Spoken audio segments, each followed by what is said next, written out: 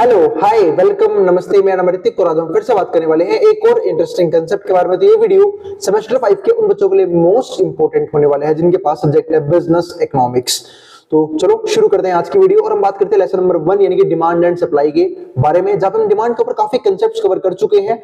तो उम्मीद है आप लोगों ने वो प्रीवियस वीडियो जरूर देखी होंगी, क्योंकि उसके बिना आपको ये वाली वीडियो समझने में थोड़ी सी दिक्कत आ सकती है। और हमेशा किसी भी सीरीज की वीडियो को, किसी भी प्लेलिस्ट की वीडियो को सीरीज वाइज ही देखा करो, ताकि आपके हर एक कंसेप्ट टॉपिक वाइज क्लियर होते चले जाए। हाँ, लेकिन अगर आपको एक पर्टिकुलर टॉपिक समझ रहा है तो आप इस वीडियो को देख सकते हो।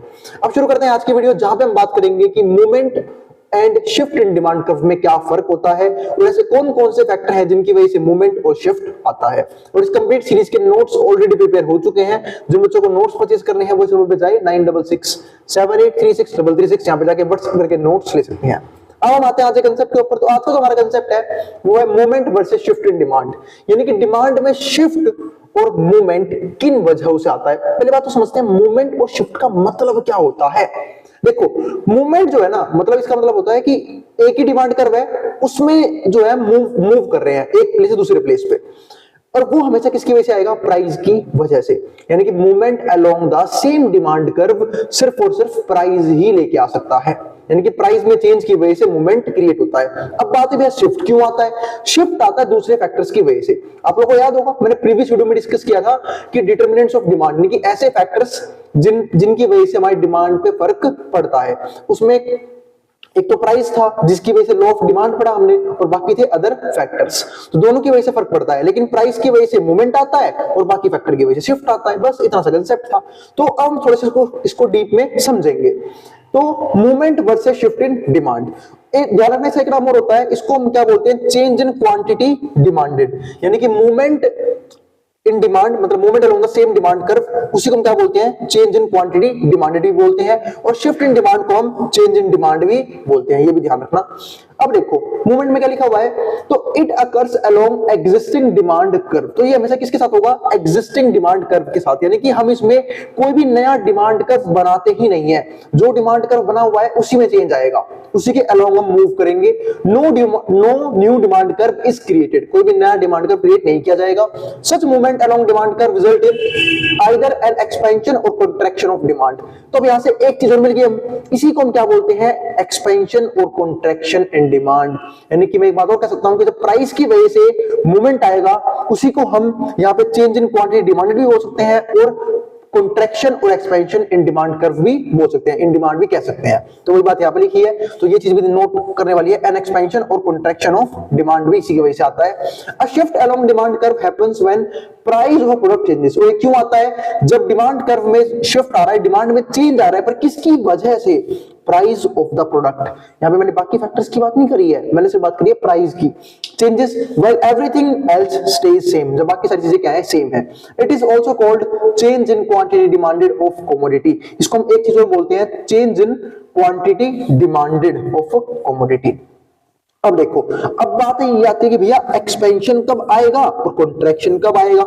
अब एक सिंपल सी बात है, एक्सपेंशन का मतलब क्या होता है? डिमांड का एक्सपेंड करना, यानी कि डिमांड का इंक्रीज करना। डिमांड बढ़ेगी, और डिमांड कब बढ़ेगी? जब प्राइस कम होगा। क्योंकि यहाँ पे हम बात किसके हिसाब से कर रहे हैं? प्राइस के हिसाब से, क्योंकि मूवमेंट प्राइस की वजह से आता है।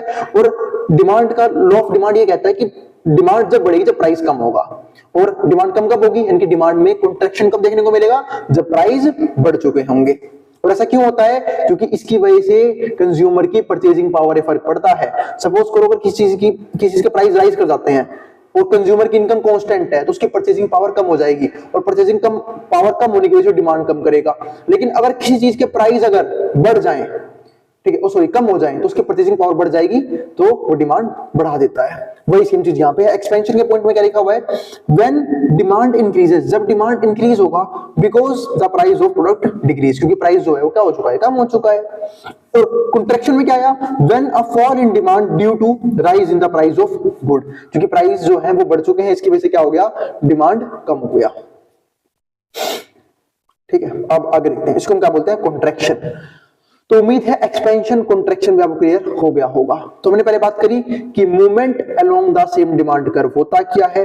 ये प्राइस की वजह से होता है। इसमें एक्सपेंशन का क्या मतलब है, कॉन्ट्रैक्शन का क्या मतलब है, और चेंज इन क्वांटिटी डिमांडेड भी हम इसी को बोलते हैं। अब आगे समझते हैं इस बात को। जैसे यहाँ पर देखो आप, ये हमारे पास प्राइस है। अब प्राइस जब 10 रुपए था तो क्वांटिटी हम खरीदे 2। जब प्राइस कम हुआ 10 से 8, हमने क्वांटिटी बढ़ा दी 2 से 4। क्योंकि हम सब जानते हैं जब प्राइस गिरेगा क्वांटिटी क्या होगी, इंक्रीज होगी, यानी कि डिमांड इंक्रीज होगी। जब प्राइस और कम हुआ हमने क्वांटिटी और इंक्रीज कर दी, प्राइस और कम हुआ हमने क्वांटिटी और इंक्रीज कर दी, प्राइस और कम हुआ हमने क्वांटिटी और इंक्रीज कर दी। तो ये रिलेशन होता है प्राइस और क्वांटिटी के बीच में। जैसे जैसे प्राइस कम हो रहा है क्वांटिटी जो है वो क्या हो रही है, इंक्रीज हो रही है। अब यहाँ पे मेरा अलग अलग पॉइंट है। अगर मैं यहाँ पे देखूं ध्यान से, अगर सपोज करो मैं इसको मान लेता हूं इनिशियल डिमांड, यानी कि जब प्राइस 6 रुपए था हम सिर्फ और सिर्फ 6 क्वांटिटी परचेज कर रहे थे। तो जब प्राइस बढ़ेगा इसे हम क्या बोलेंगे, कॉन्ट्रैक्शन इन डिमांड। प्राइस की वजह से क्या आया, कॉन्ट्रैक्शन ऑफ डिमांड। और जब प्राइस हमारा कम हो गया उसकी वजह से क्या आया, एक्सपेंशन ऑफ डिमांड। तो मैं कह सकता हूं एस और टी पॉइंट किसके थे, एक्सपेंशन ऑफ डिमांड के, और आर और क्यू पॉइंट कैसे थे, कॉन्ट्रैक्शन ऑफ डिमांड के। तो कॉन्ट्रैक्शन ऑफ डिमांड भी आ गया, एक्सपेंशन ऑफ डिमांड भी आ गया। अब चलते हैं आगे। तो अगर हम इस यहां पर देखें इन दोनों चीजों को, ठीक है, तो अगर मैं इन दोनों चीजों को देखूं तो 0 से लेके क्या है 2 4 6 8 10, और ये क्या है 0 से लेके 2 4 6 8 10। अभी देखो ये भी क्या दिखा रहा है, हमारा डिमांड कर्व। जब प्राइस 10 था हम सिर्फ 2 क्वांटिटी ले रहे थे, मतलब मैंने एक तरह से इसका ही ग्राफ बनाया, इन पॉइंटों को लेके ग्राफ बनाया है ये। तो जैसे जैसे अब देखो इसी को बोलते हैं मूवमेंट। सपोज करो पहले मैं इस पे होगी, और ये क्या है, ये है जब प्राइस 8 रुपए है तो हम 4 क्वांटिटी ले रहे हैं, ठीक है। अब अगर मान लो मैं यहां से यहां आ गया, ठीक है, यहां से यहां आ गया, कि जब प्राइस क्या हो गया हमारा, गिर गया, क्वांटिटी क्या कर दी हमने, बढ़ा दी, ठीक है। इसी को हम पता है क्या बोलते हैं, इसी को हम बोलते हैं यहाँ पे डाउनवर्ड मूवमेंट। हमने बात की ना यहाँ पे मूवमेंट की, तो ये क्या है हमारा डाउनवर्ड मूवमेंट। और डाउनवर्ड मूवमेंट कब आएगा, जब प्राइस कम होगा और हम क्वांटिटी डिमांडेड इंक्रीज करेंगे। फिर अब देखो ध्यान से, अगर मान लो सपोज करो मैं इसी को इनिशियल मान लेता हूँ, ये है, ये इनिशियल मान रखा था मैं पहले, यहाँ पे भी इनिशियल मान लेता हूँ। तो देखो ये रहा, तो ये हो गया हमारा अपवर्ड मूवमेंट। अपवर्ड मूवमेंट कब आया, जब प्राइस बढ़ गए हमने क्वांटिटी कम कर दी, और ये हमारा क्या है, डाउनवर्ड मूवमेंट। तो इसी को हम बोलते हैं अपवर्ड और डाउनवर्ड मूवमेंट। और इसी को हम क्या बोलेंगे यहाँ पे, अगर मैं यहां से यहां गया, और ये कब गया हूं मैं, जब प्राइस बढ़ गया है तो क्वांटिटी मैंने कम खरीदी है, इसको हम क्या बोलेंगे, कॉन्ट्रैक्शन इन डिमांड। और यहीं पर देखो जब डाउनवर्ड मूवमेंट आया तो हमने क्वांटिटी बढ़ाई है क्योंकि प्राइस कम हो चुका है, इसको हम क्या बोलेंगे, एक्सपेंशन इन डिमांड। अब देखते हैं इस वाले पॉइंट को। अब यहां पर देखो, अब ये शिफ्ट का कंसेप्ट है। तो अब तक हमने डिस्कस किया सिर्फ और सिर्फ किसको, मूवमेंट को। और मूवमेंट हमेशा किसकी वजह से आता है, प्राइस की वजह से, ठीक है। और ध्यान रखना मूवमेंट के केस में हमारा लॉ ऑफ डिमांड बिल्कुल काम कर रहा होता है, क्योंकि लॉ ऑफ डिमांड करता ही प्राइस के केस में काम है कि अगर प्राइस इंक्रीज होगा तो डिमांड गिर जाएगी, और प्राइस अगर डिक्रीज करेगा तो प्राइस अगर इंक्रीज करेगा तो क्वांटिटी डिमांडेड कम हो जाएगी, और जब प्राइस हमारा यहाँ पे इंक्रीज करेगा तो क्वांटिटी डिमांड हम क्या कर देंगे, कम कर देंगे। मतलब सिंपल सी बात ये है कि अगर प्राइस इंक्रीज करेगा तो डिमांड कम कर देंगे, और प्राइस कम होगा तो डिमांड को बढ़ा देंगे। ये बात हमने प्रीवियस वीडियो में डिस्कस किया था लॉ ऑफ डिमांड के कंसेप्ट के तहत। तो चलो अब आगे बढ़ते हैं, अब देखते हैं शिफ्ट। तो शिफ्ट किसकी वजह से आता है, बाकी फैक्टर की वजह से। हमने कितने सारे फैक्टर डिस्कस किए थे जो डिमांड को इफेक्ट करते हैं। तो अगर प्राइस को छोड़ के उन फैक्टर्स में चेंज आता है तो हम क्या बोलेंगे, यहाँ पे क्या आ रहा है, शिफ्ट आ रहा है डिमांड कर्व में।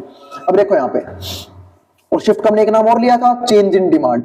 अब देखो जैसे यहाँ पे क्या था, यहाँ पे था कॉन्ट्रैक्शन और एक्सपेंशन, यहाँ पे क्या होगा, चेंज इन डिमांड कंसेप्ट के तहत इंक्रीज इन डिमांड और डिक्रीज इन डिमांड। तो ध्यान रखना, अगर कभी भी एग्जाम में लिखा जाता है increase in demand, decrease in demand, इसका मतलब क्या है, वो किसकी वजह से आ रहा है, अदर फैक्टर्स की वजह से, ना कि प्राइस की वजह से। प्राइस की वजह से आएगा एक्सपेंशन और कॉन्ट्रैक्शन, और जब अदर फैक्टर की बात होगी तो वहां से क्या आएगा, इंक्रीज इन डिमांड और डिक्रीज इन डिमांड। देखो मैंने यहाँ पे लिखा भी हुआ है, ठीक है, इसे हटाता हूं, डी को खामखा लिख दिया। चलो अब आगे देखते हैं। तो शिफ्ट को पढ़ते हैं पहले। तो a change in demand occurs due two factors other than price. जब डिमांड में चेंज आए किसकी वजह से, दूसरे फैक्टर की वजह से, other than price of the product. These factor include change in consumer income. मैं सिर्फ एक से डिस्कस करूंगा, change in consumer income, price of related goods, consumer preferences, expectation for future. जब इन सब चीजों की वजह से डिमांड में चेंज आता है उसी को हम क्या बोलते हैं, इंक्रीज इन डिमांड या फिर डिक्रीज इन डिमांड। ये डिपेंड करता है किसके ऊपर, कि वो चेंज कैसा है। जैसे मैं आपको समझाता हूं, हम इनकम को लेते हैं, सपोज करो हम मैं बात करूं किसकी, कंज्यूमर की इनकम की। अब कंज्यूमर की इनकम कैसे चेंज कैसे आएगा वो डिस्कस करते हैं। सपोज करो हमारे पास ये है ग्राफ यहाँ पे, अगर मुझे कंज्यूमर की इनकम की सबसे बात करनी है इस केस में तो कैसे बात करूंगा मैं, यहाँ पे देखो थोड़ा सा, प्राइस कांस्टेंट है, मैंने प्राइस को सिंपल कर दिया, प्राइस हमारा कांस्टेंट है, यानी कि प्राइस की वजह से किसी भी तरह का प्रभाव नहीं पड़ेगा डिमांड के ऊपर। अब सपोज करो प्राइस कांस्टेंट है, ये हमारा मान लो कंज्यूमर की पहले इनकम P थी, P पे कंज्यूमर यहाँ पे क्वांटिटी खरीदा था, अब भाई जो कंज्यूमर है उसकी इनकम क्या हो गई, मार्केट में डिक्रीज कर गई, यानी कि उसकी इनकम जो है पहले से क्या हो गई, कम हो गई, यानी कि मैं क्या बोल सकता हूँ कि अब उसकी इनकम P से हो गई है R। तो एक बात बताओ, अगर इनकम कम हुई है तो क्या मैं ज्यादा गुड्स खरीद पाऊंगा? नहीं, मैं यहाँ पे कम गुड्स और कम सर्विसेज कंज्यूम कर पाऊंगा, क्योंकि मेरे पास ज्यादा पैसा नहीं है खर्च करने के लिए। तो इसी को हम क्या बोलते हैं यहाँ पे, डिक्रीज इन डिमांड। यानी कि देखो, प्राइस ने किसी तरह का कोई इफेक्ट नहीं डाला, प्राइस कांस्टेंट है पर पैसा ही नहीं है खर्च करने के लिए ज्यादा, तो जब पैसा कम हो गया है खर्च करने के लिए तो मैं खर्च भी कम करूंगा। तो इसी को हम क्या बोलते हैं यहाँ पे, एक तरह से आप कह सकते हो लेफ्टवर्ड शिफ्ट, है ना, लेफ्ट की तरफ शिफ्ट हुआ है, देखो यहां से जैसे मैं देख रहा हूं लेफ्टवर्ड शिफ्ट, ठीक है।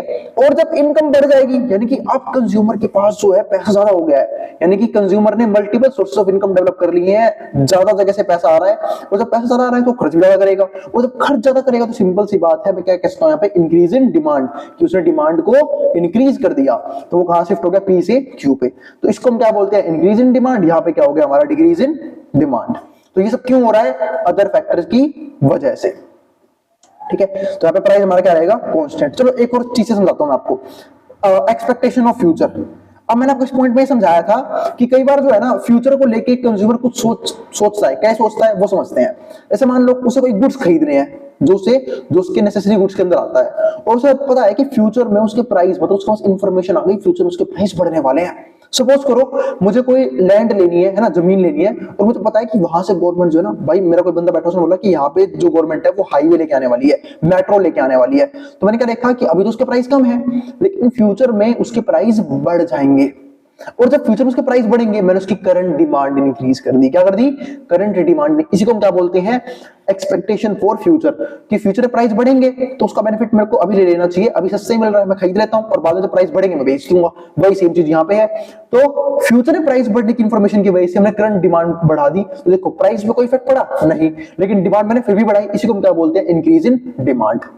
लेकिन सपोज करो मुझे इसका उल्टा पता लग जाए कि फ्यूचर में उस चीज की प्राइस कम होने वाले हैं और बहुत कम हो जाएंगे, ठीक है, तो मैं क्या कर दूंगा, आज ही बेच दूंगा। उसी को हम क्या बोलेंगे यहाँ पर, डिक्रीज इन डिमांड। प्राइस में अभी कोई चेंज नहीं आया है, बट मैंने फिर भी डिमांड को डिक्रीज कर दिया। तो ये होता है जब अदर फैक्टर क्या करते हैं, डिमांड को इफेक्ट करते हैं, तो उसे हम क्या बोलते हैं, shift in demand curve. Rightward shift, leftward shift, increase in demand, decrease in demand. अब यहाँ पे देखो, इंक्रीज इन डिमांड का मतलब क्या है, an increase in demand at particular price, मतलब किसी भी पर्टिकुलर प्राइस लेवल पे, resulting from changes of other factor. पर क्यों आ रहा है वो, चेंजेस इन अदर फैक्टर्स की वजह से। वहीं पे देखिए डिक्रीज इन डिमांड, तो a decrease in demand at given price due to change in other factor. तो डिमांड में चेंज आया है वो प्राइस की वजह से नहीं आया, दूसरे फैक्टर्स की वजह से आया है। तो उम्मीद है आपको यहां तक क्लियर हो गया होगा कि क्या फर्क होता है मूवमेंट और शिफ्ट में, और इनके अलग अलग नाम कौन कौन से होते हैं। मैंने सारे नाम आपको क्लियर कर दिए हैं ताकि आपको एग्जाम में किसी भी तरह की दिक्कत ना आए इस टॉपिक को समझने में। उम्मीद है आपको ये वीडियो पसंद जरूर आई होगी, और अगले वीडियो से हम बात करेंगे सप्लाई के कंसेप्ट के बारे में।